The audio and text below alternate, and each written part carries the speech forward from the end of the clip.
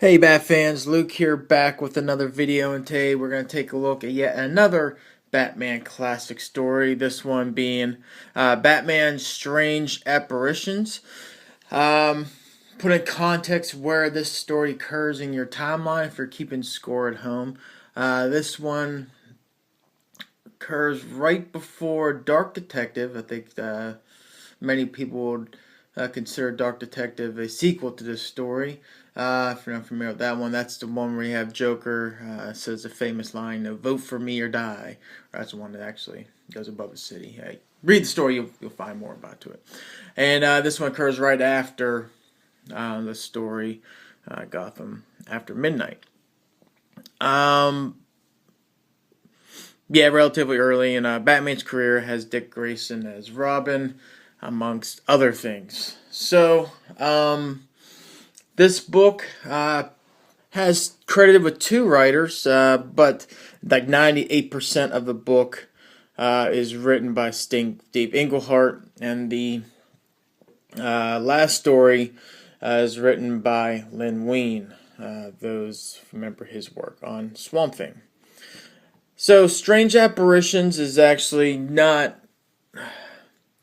one single story yet. It's a collection of, I believe, 7 or 8 stories that occurred in the pages of Detective Comics 469 all the way up to 479, and includes stories. If you look in the back, you have the Joker, you have Dr. Phosphorus, Hugo Strange, Rupert Thorne, the Penguin, Deadshot, and Clayface. Now, this Clayface is not the Basil Carlo we know today. This one is Preston Payne, which actually got where he is today using the DNA of Matt Hagen. But the bulk of this story, while it has 1, 2, 3, 4, 7 pretty much characters in it, basically deals with Batman, Silver St. Cloud, Rupert Thorne, mostly, and Hugo Strange. And while I say, well, they're all different stories, it is kind of connected in parts into a running theme throughout these 10 issues or so. And it starts off, kind of goes off in the story as the base. Starts off with a story that includes, get right to it, Dr. Phosphorus. And what's going on with Dr. Phosphorus is that he is infecting Gotham with this sickness, basically giving them radiation. Alfred falls victim to this, and during the scuffle, Batman gets in contact with the radiation, which you'll see in the subsequent story. And it's a two-point story, two-part story actually, where you see what happened to Dr. Phosphorus, what he's doing with the city in Gotham, as well as him getting a little of a backstory of how he came to be.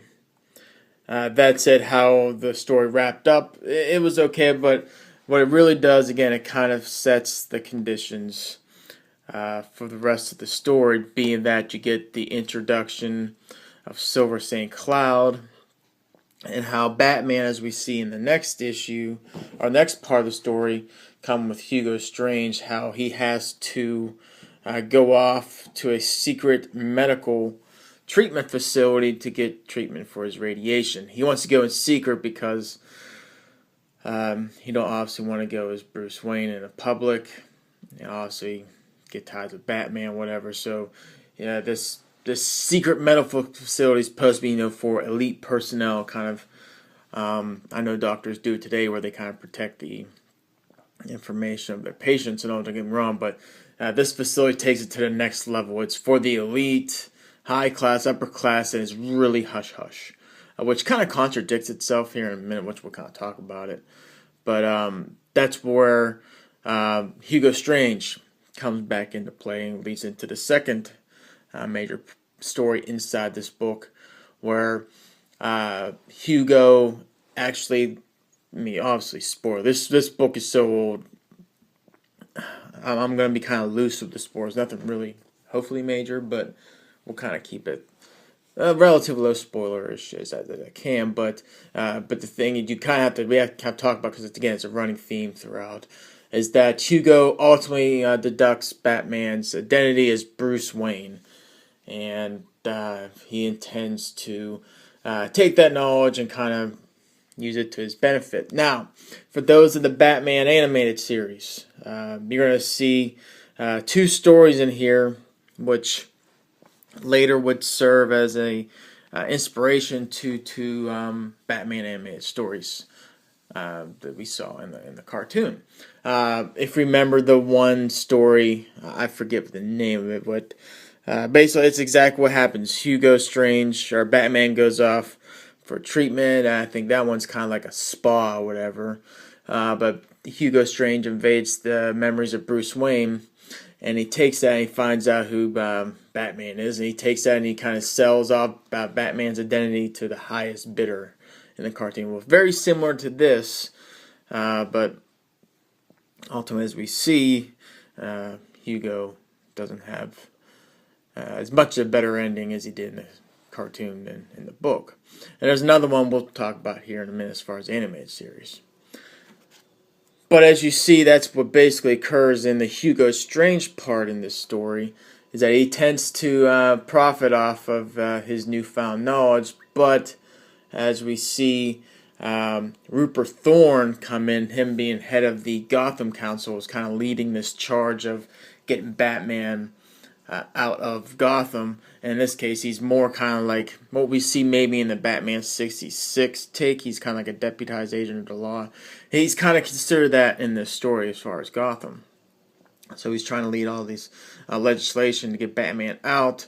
But his interaction with Rupert Thorne and Hugo Strange goes kind of awry, where Hugo, as we see throughout, Hugo kind of has this infatuation with Batman. We kind of saw early on in the first story we kind of talked about with Batman the Monster Man. He's a rival, but he hides him in very high regard. So when Rupert Thorne tries to get that information from Hugo, Hugo doesn't want to give it up.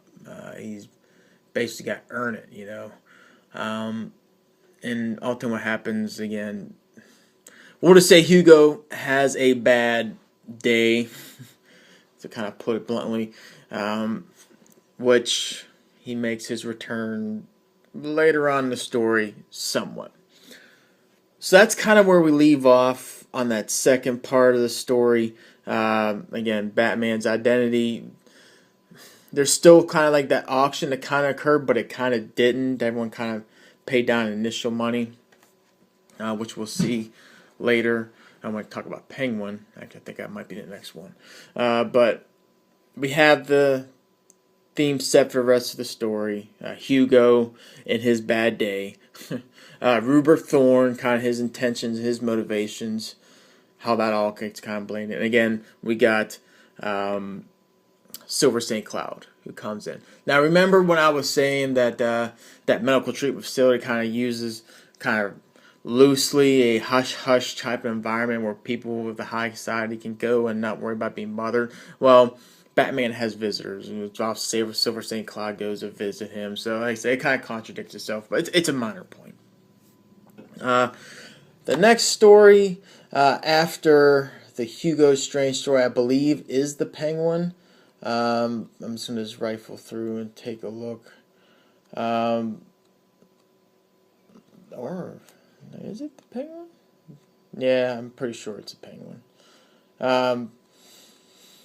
In that the Penguin one is one of the ones of this story I would consider more one of the weaker ones. That and Deadshot, which we'll get to that in a minute. And what basically occurs, Penguin is the Penguin. It ties in loosely because he remembers the auction, but it's basically Penguin ultimately trying to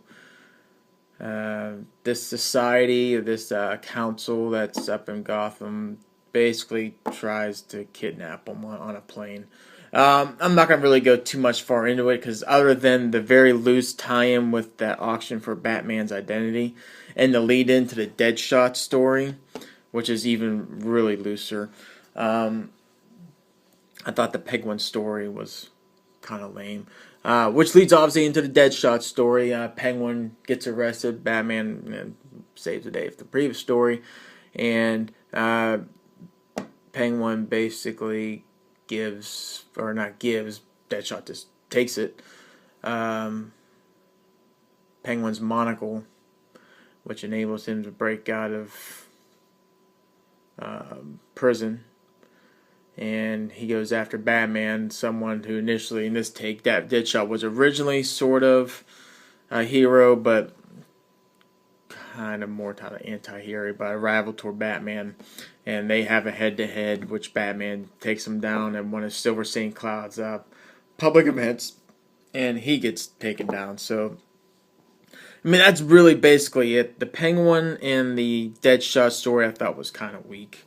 But that Deadshot story kind of leads into one of the better stories into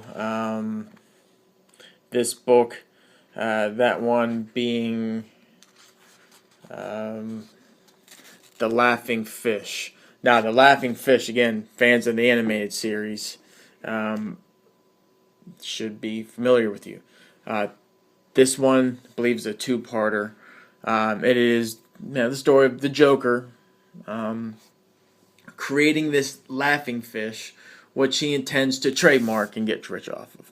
That's basically the plot behind that. But in doing so, as he gets denied because fish are a natural resource, he kind of goes all the man who laughs and everyone. I'm gonna take down this person at the head of the council with midnight, so says the Joker, and blah blah blah. And much like we saw in The Man Who Laughs, Batman tries to protect these victims, but Joker finds a way to kind of be one step ahead of the game of Batman, and all these famous people end up dying.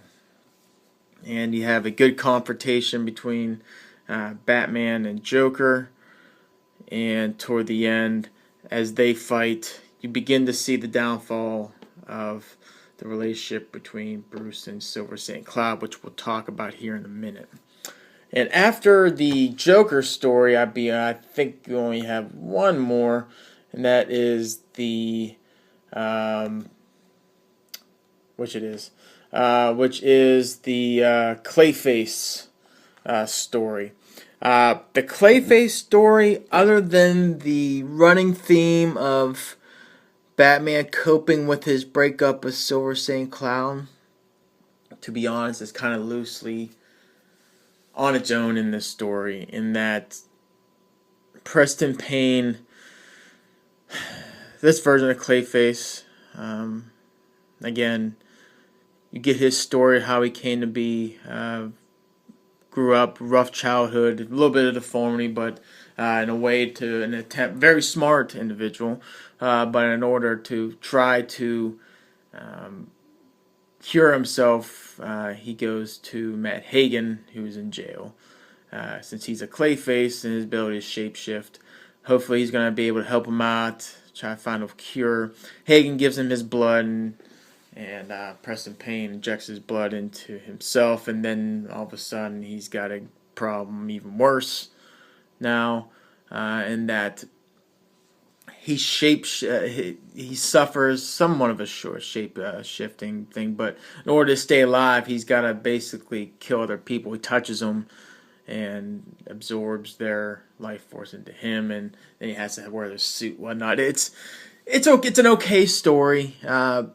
Preston Payne painted more like a tragic, I'm not going to say a tragic hero, but someone you feel a lot more sympathetic, and he does have remorse for what he's doing. He doesn't want to kill people.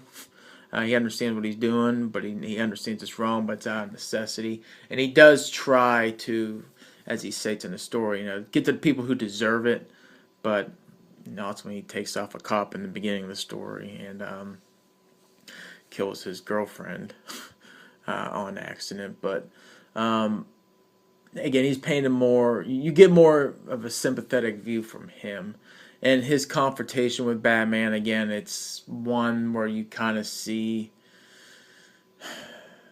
It's a decent confrontation. How it ends kind of is meh, but it's okay. Again, it's kind of out on its own in the story, other than the loose connection it had with Batman dealing with the fallout of his breakup with Silver St. Cloud. And that one done by Lim Wein. That's pretty much the story. The writing in this, again, I really like how all these are all sort of 1 or 2 part stories, and they kind of connect with each other. I think Steve Englehart and even Lim Wein at the very end do a good job of kind of weaving the thread throughout. Hugo Strange, one thing I didn't cover, Rupert Thorne kind of loses his mind in this, in that what he does to Hugo comes back, and that part I'm not going to ruin. You can just kind of look at the cover and kind of get what's the theme with what might have happened to Hugo Strange and what he comes back as. That weave is, that part of the story is woven actually really well throughout this whole entire book. The thing that is done best, I thought, is the relationship between Bruce and Silver St. Cloud. Now, Silver St. Cloud also deducts the identity of Batman, but she holds back in that she feels if Bruce is purposely hiding this identity, it's for a reason. So out of respect and love for Bruce, she does let on to the fact that she knows. However, that said, Batman Bruce got that feeling that she's putting 2 and 2 together. So that theme is woven really well throughout the story. And so those themes between Rupert Thorne and Silver St. Cloud is continued very well. The dialogue, I thought, was very indicative of the times, way back in the, I believe, in the 70s. It was some part campy, some part Batman being too much of a brute. So I'll say for the voice of Batman, I thought it was a little bit inconsistent. The interaction between Bruce and Silver St. Cloud I thought was dead on. Joker's voice I thought was pretty darn good. Kind of had like the older theme on Joker. But again, the dialogue, take it for what it is. But in the stories, again, just kind of going over. I get the Dr. Phosphorus story. That kind of lays the foundation for the rest of the book. I thought the Hugo Strange part, again, integral to the story. Joker, it was good. I liked it. Obviously, Rupert Thorne as well. The Penguin and Deadshot stories, again, other than just to kind of weave along the threads like I kind of mentioned before, with more of the Rupert Thorne, the Hugo Strange auctioning of the identity of Batman, and Deadshot kind of leading in the confrontation with him and Batman that ultimately enables Silver St. Cloud to deduct his identity. We're kind of just there. And the Clayface one, again, kind of epilogue to the breakup, but while I don't think it really was integral to the story, it was still decent enough for what it is. The art in this, I really enjoy the art. It's got put in context when this was released. And these are all late 70s, 77 and 78. So you got to take in context when these stories were released, but for being back then, I thought it was just really well done. I loved the designs of Batman in this. Dr. Phosphorus, again, keep in time where you're at. It was really enjoyable. The art by Walt Simonson. Who else did the art in this? Marshall Rogers. Really well. I think the inkers get a lot of good credit in this. Terry Austin, Al Migrum, and Dick Giordano were really spot on in this. Keeping in time. Again, keeping in context where we're at in time in this story. But I thought overall the art was just really good. One from time to time I do. This is kind of like I really enjoyed this page here. This is Batman or Bruce in that medical treatment facility, kind of being knocked out and having this nightmare. Which, again, just to kind of put in context of the dialogue I was talking about before. Bruce goes, "What, a nightmare? Wait a minute, I never have nightmares. I give nightmares." So kind of can't be cheesy, whatever. But back to the art. I really enjoyed it. We get kind of spoiled of the art of today, but every once in a while thought the art was good. I think sometimes the dialogue boxes, I think the colors selected were kind of washed out. You see some dark blue panels, and you get like dark blue dialogue boxes, which kind of makes it a little hard to read sometimes. Yeah, you really gotta have good light to read it, but maybe just a nitpick all on its own. But there's the Joker there. Again, the art was really, really good. I enjoyed looking at it, and it complemented the story very well. So, which kind of leads me into, I think, the biggest drawback of the story. It's going to be the availability on this. It's another one of those out-of-print stories. But if you can get your hands on it, I thought it's going to be really well worth your time and money. It's just going to be very hard. This one, I don't mind me saying, this was a $50 book off eBay. Have not been able to see it anywhere other than eBay. Amazon, you see it, but it's going to go for like $100. So this one, again, this is one I just bit the bullet. This is one of the books of the year. I just put on my list, said, hey, bottom line, we're going to get it and get it done. And I got it done. Got it, but paid a little bit of a price. So this one, you might have to pay a little bit. Hopefully, you get it on eBay and in good condition. I got it in really good condition. Hopefully, you can get it on a bid and kind of get a deal. But this one, since it's out of print and it's a really good story, you might have to pay for a little bit. But overall, if I had to kind of grade this, I'd put this at a 4 out of 5. This was really a fantastic story. When I reread this one again last night, it was a one sitting, hour and a half done. It was really good.